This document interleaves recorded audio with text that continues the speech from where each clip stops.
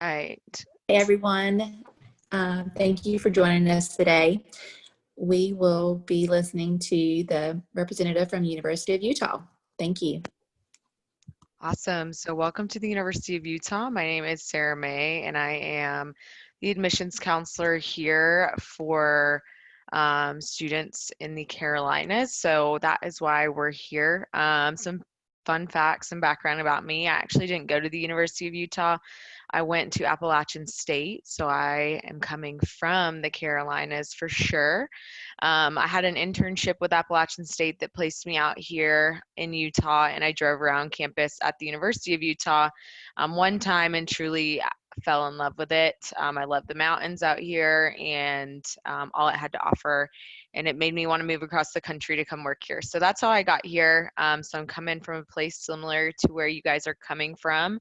We're kind of new getting our name out in the Carolinas, but we typically see a lot of students that come from your area. So throughout this presentation, we'll go over some of the highlights of campus, some of our programs, and then we'll dive into what the application process looks like. But if you have any questions throughout the presentation, you can go ahead and put them in the Q&A, and I'll try and get to those at the end. And if I, for some reason, don't get to them, because this will cut us off after the time limit, I'll be sure to reach out and answer some of those questions. So we'll go ahead and get started. All right, so if you've never been to our campus or ever seen it, this is a view of our campus that really just shows that we hug the mountains and overlook the city. So if you look at us on a map, you'll see that we are up in the corner of Salt Lake City and we overlook the skyline. That's probably one of my favorite parts about campus is just that city and nature balance that we do have. And so this is just one view of what we look like, but this is kind of what we overlook. So some facts about us: we were founded in 1850, which was quite a long time ago. We had classes everywhere and anywhere, and we were much smaller than we are today.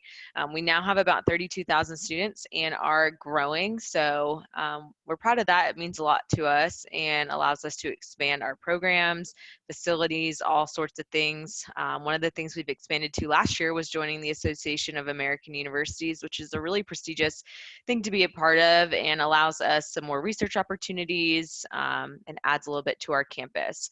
We are an R1 research school, which if you're not sure what that means, it just means we have a really heavy focus on research. And it's not just in the sciences, the medical field, or some of those stereotypical research heavy fields. It's really in every field. It means that we have projects in motion. We have funding to start new projects. We have the mentors, the faculty that are willing to bring you onto their projects and really dive in. And again, that is across every field on our campus. We do have a 17-to-1 student faculty ratio, and about 65% of our classes have 30 or fewer students. That was before COVID. So right now we actually have way more classes that are fewer than 30 students by a long shot. So the building that I work in on campus, because we have a hybrid model right now, we are half on campus, lots of students are online. But with that, we have had classes with as few as like 5 or 6 students. So as a large institution, that's pretty impressive. And then we do have some of the lowest student debt rate, which we will talk about towards the end, which is going to be pretty important as you are investing in your experience. Some things about Salt Lake. So as I mentioned, we are a city, but we're not like a huge city. I'd say that you could maybe compare us to be a little bit larger than Charlotte and Raleigh if you're in North Carolina, but we're not like Boston or Los Angeles or New York or one of those bigger cities. So really manageable, which is something I like. I actually hate the city. It's not for me, but I love Salt Lake because it is really manageable. Driving around downtown isn't stressful. You can get around really easily, and then you do have that nature aspect. So being in a city area for college is really great because it allows you to have more things to do. It allows you to have internships, get jobs, have companies coming here to invest, all that fun stuff. There's the jazz, which you can go to a jazz game downtown. There's shopping, there's great restaurants, all that fun stuff. And our student ID cards come with a public transportation pass. So you can hop on the track system or get on the bus. There is a bus station and track stations on campus and get around pretty easily. If you're more into the outdoor side, this is a great place for you. So we do have 7 world-class ski resorts right here in Utah. There's some in the Cottonwood Canyons, Park City. Both of those are only about 20 to 25 minutes from campus, depending on which direction you're going. And there are ski passes for students that help offset that cost. You will absolutely find plenty of people to go out there with you here. There's clubs and organizations that do this. There's just plenty of people that are into it. So you'll have no problem getting around to those ski resorts. If you don't bring a car or something, there is a ski bus that will take you into the canyons as well. And then we do have 5 national parks, such as Arches, Capitol Reef, Bryce Canyon, which are pretty incredible. I send pictures to my family back home all the time, and they are truly blown away. It's something that some people never get to experience in their lifetime, and we have it right here in our backyard. So the University of Utah has a really great balance between the outdoor world as well as city life. And there are some hiking trails right behind our campus, so you'll have no problem getting around outside. We do have 150 academic programs that spread across 18 different colleges. So we are the flagship institution of the state, which means that we really have something for everyone. We have programs in business, we have programs in the medical field, the sciences, the arts, languages, English, really everything and anything. My biggest thing with academics is just to keep an open mind. You never know what you might want to study or that you could study. So we do have a gaming major that we'll talk about here in a little bit. That's pretty impressive. The students really enjoy, which is an entertainment arts degree paired with engineering. Engineering is as a whole pretty popular, but you just want to keep that open mind. You might think you want to study engineering, but you didn't know you could study biomedical engineering or mechanical engineering, or you didn't know how specific you could get with it. So keep those things in mind when you come to campus. You will be talking to academic advisors, going through academic plans to build your academic plan moving forward. I wish I could talk about all 150 of our programs, but that would take forever. So we're just going to highlight a few throughout this. The David Eccles School of Business is one. As I mentioned, business is pretty popular, but there's quite a few things you can do with business. So things like accounting, business administration, entrepreneurship, finance, marketing, communication, supply chain, management, all sorts of things. So as you're exploring your interests, it might just be business, start to find your fit and find where you can really plug into something that's creative and unique to you. Programs in our business school that students tend to flock to and really find that enhances their experience is Business Scholars, which is a great program for students that you can apply for as an incoming student. The Student Investment Fund, University Venture Fund. There's plenty of different things across all the majors, but these are the ones specific to business that might help you enhance your academic experience in the business school. The medical school is something people come here for. Although you're not going to be doing too much with the medical school in your undergraduate experience, there is some merit to being on a campus that has a medical school and has world-class facilities for healthcare. So physician shadowing, there's organizations and hobbies that revolve around the medical school. There's leadership experience opportunities, patient exposure, research experience, community service, all sorts of things. So just having that exposure before you're going into medical school. And then if you want to go on to our medical school, you'll have some opportunities for some pre-professional advising that will really help you get on that path to medical school. RBS in games, as I mentioned, it's been rated the #1 game design program in the country. This program can help you create a professional gaming portfolio. It is top of the industry. The faculty expertise in there is absolutely incredible. And there's just opportunities on campus through living and learning communities, clubs, and organizations that really help you design your games and get exposure to other students playing them. Engineering, as I mentioned, is pretty popular.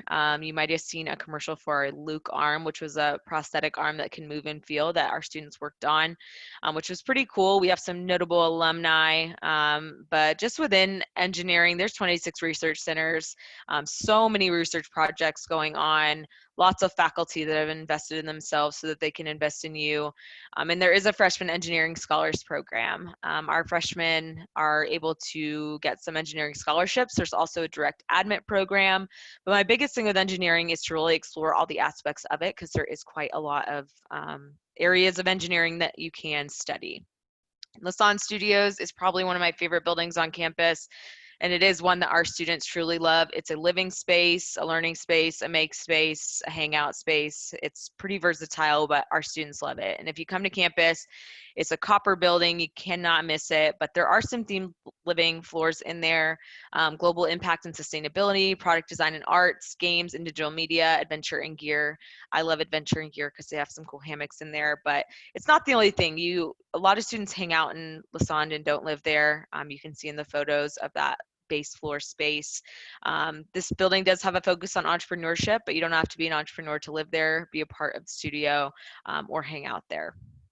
The Hinckley Institute of Politics is another one that our students choose to involve themselves in. It is mostly associated with internships, but they're not all associated with politics. So if you are into politics, that is a great way to get in, but they place students in internships across many different majors. So it's on the local, national, and global level. And if that is something for you and you're really big into internships, I definitely recommend you check that out. Other programs that our students get involved in is Block U, which is a program that allows students to complete all of their general education courses in their first year. So that's pretty nice. You can knock stuff out and explore and then get on with what you really want to do. The LEAP Academic Learning Communities is a program that features some small class sizes, helps students find community and really dig in as first year students. And then there's Major Exploration, which is a 1-credit course that helps you really learn all about your options, better understand all of our programs.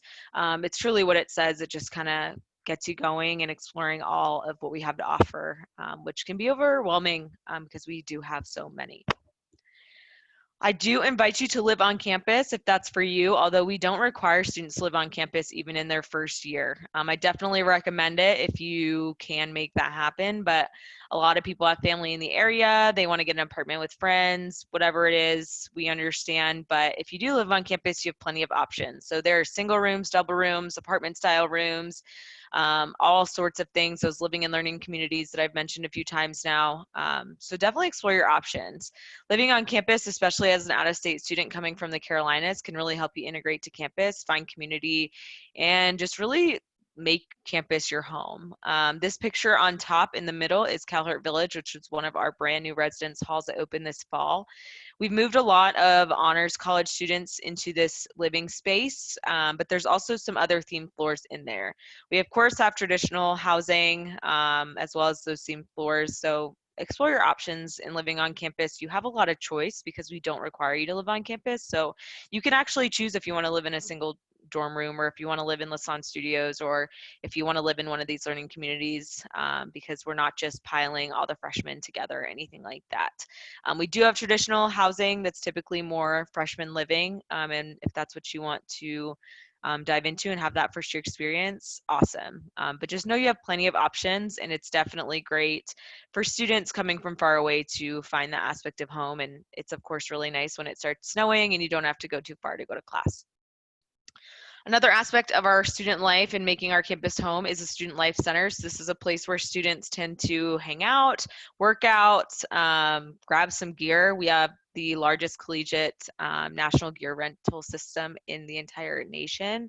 So if you want to rent skis, you want to rent a raft, you want to get backpacks, snowshoes, whatever it is, you can rent all that stuff through the gear rental shop at little to no cost to you. So if you're worried about getting outside, you don't have the gear, you don't know how to get it, we can help you with that. And that is located in the Student Life Center. The Student Life Center is open to students whether you live on campus or not, but it's a place where our students will work out. There's cardio equipment, there's basketballs, there's pools, hot tubs, a climbing wall, a shake shop that students can go get something to eat.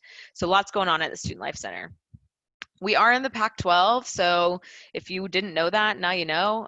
It is a really prestigious academic conference as well as athletics. So a lot of students know the Pac-12 based on athletics. We're pretty big in football, but the Pac-12 is also an academic conference. So when you're looking at other schools in the Pac-12 and you're seeing all the things they have to offer and their prestige, we were invited to that conference based on the same standard. So we're really proud of that.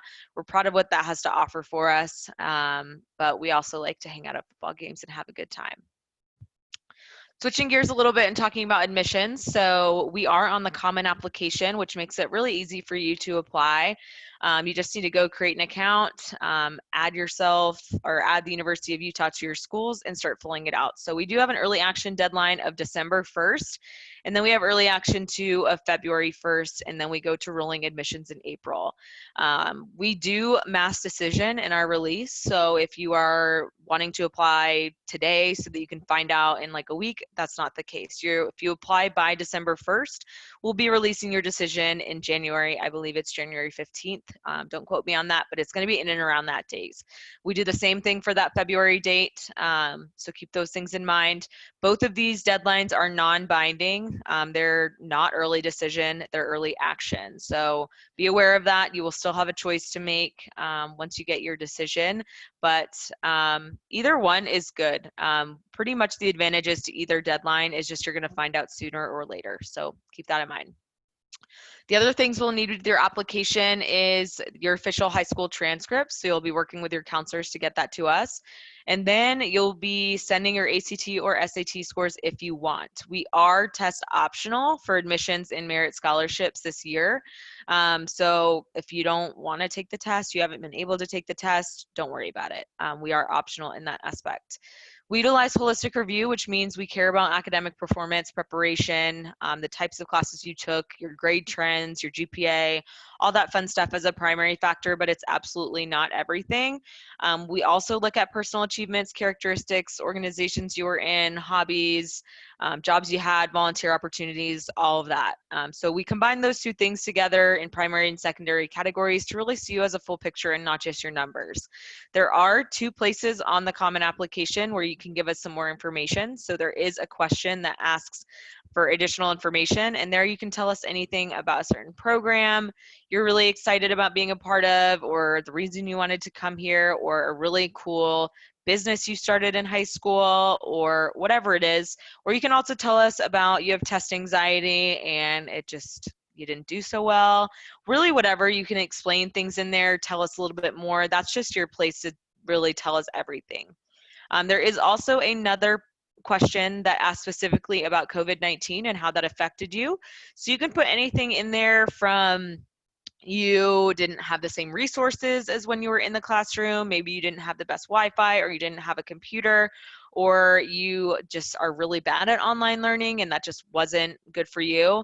Really, whatever you tell us, we're not here to judge you. We just want to better understand what challenged you, what changed you, and how you have tools in your toolbox to be successful moving forward here. That's the biggest thing we care about, is just figuring out, are you going to be successful on our campus? Because if we are just accepting everybody and you're not going to be successful, you're not there yet, we're doing a disservice to you as well as us. So we want to bring students on campus that are prepared, that are going to be successful, so that we can get you to where you want to be. So we're not here to judge. Put all the information that you want to tell us in your application. We just really want to better understand who you are and what you're all about.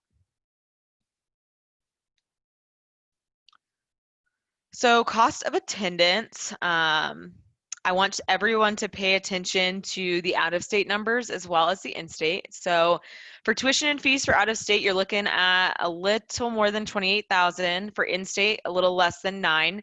The room and board number is a general estimate. As I mentioned, living on campus is not required, and this is a pretty general estimate. I'd say it's even probably a high estimate. But that will get you to those bottom numbers. If you do live on campus or live off campus, or you want a really high meal plan or you want a lower meal plan, that number for room and board might fluctuate, but that's how we got these numbers. The reason that I wanted to talk about both of these numbers is because Utah has a very lenient residency policy. So students can come to the University of Utah and spend 12 continuous months in the state of Utah and be eligible for in-state tuition that following year based on a few things. So you do need to be here for 12 continuous months, which kind of sounds a little crazy, but you do get some time, 29 days, I believe, to go home, go on spring break, hang out on the holidays, whatever it is. You do need to be proven financially independent, just in the sense that your parents are not claiming you on their taxes. That's all that means. It's not you need to make a certain income or anything. Your parents just can't claim you on their taxes. Then when you get here, you're going to want to register to vote, get a driver's license, register your car if you're going to bring one, and then it's pretty much a sure in. So It's not when they get those applications, do they like you, do they not? It's did you hit those things or not? And there is a whole page on residency. So if you have questions about that, you can reach out to me or just search residency University of Utah. It will pull up all of the things that you need to see, but that is quite a big money saver. As you can see, looking at those numbers, 28,000 in regards to a little less than 9,000, that can be a huge difference over the course of 4 years. So keep that in mind. I know when I was in school in North Carolina, I actually came from Massachusetts, and getting in-state tuition in North Carolina was absolutely not talked about. You don't do it. I even worked for a university there. We never talked about that. So Utah is really lenient in their policy. They want students to come here from other states to really enhance this experience. And I think that's super exciting and a big money saver for students, especially coming from the Carolinas. So pretty exciting. Last thing we'll touch on is value. So we do have the highest graduation rate amongst a public Utah institution. We are one of the more affordable schools in the Pac-12, and our graduates earn about $17,000 more than the national median.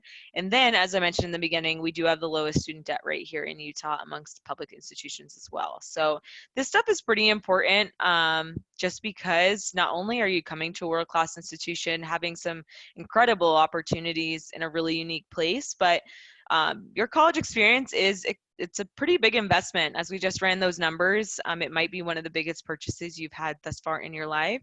And you want to make sure that your school that you choose to make home over the next 4 years does have the tools in place to get you to graduation. So that graduation rate becomes important there.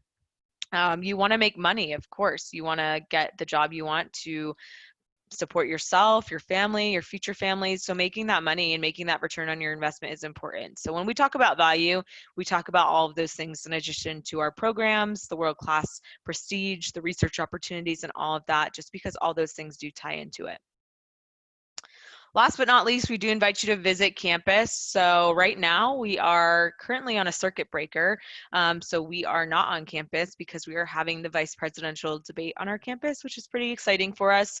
But we will start holding campus tours on campus shortly after the break. So that's new. We have not had a campus tour on campus since March. So we're really excited for that.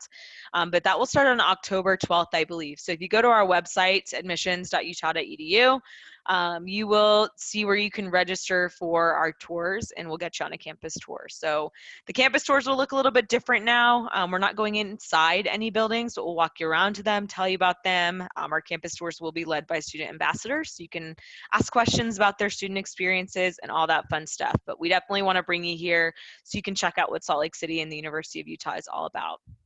Last but not least, this is my contact information. It can also be found on our website. You go to meet your admissions counselors on our website.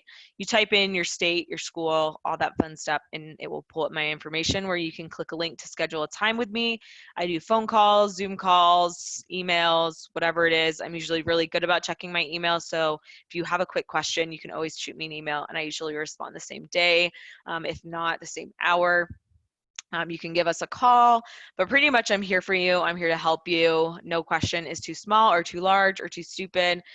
Definitely ask your questions throughout this process. I am here to help. So that is all I've got presentation wise. I'm going to go ahead and stop sharing my screen so I can check out if we have any questions.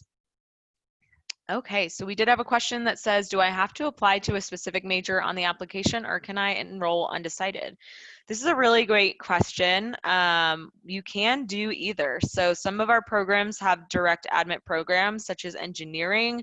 I think architecture has one, and then there are a few open majors that will just take people right away. There's a nursing early assurance program. So that is one that's really competitive, but if you're into nursing, this is a great place to do it. And they have a great early assurance program if you want to go in really quickly. But overall, if you don't know what you want to do, and even if you are in one of those categories that I just mentioned, like nursing, architecture, or engineering, you can apply into those later. So you can come undecided, you can just explore for a few classes or a semester or two, whatever it is, and then you can declare later on. So either way, depending on what your interests are, you can do that. So great question. That is the only question I am seeing thus far.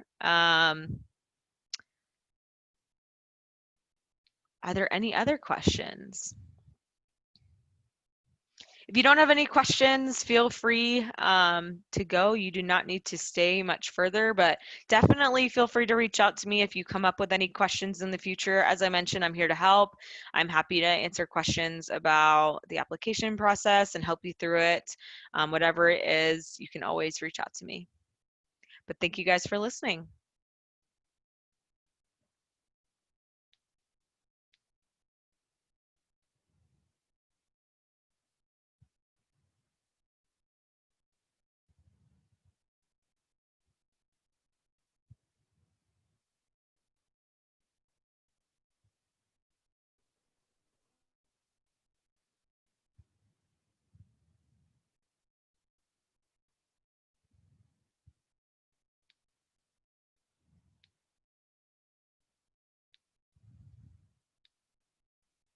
Okay, all attendees have left. Okay. All right. Awesome. Well, thank you for holding this session for us, and I hope you get some students to reach out Yeah, to. for sure. Thank you so All much. right. Thank you. Have a good night. You too.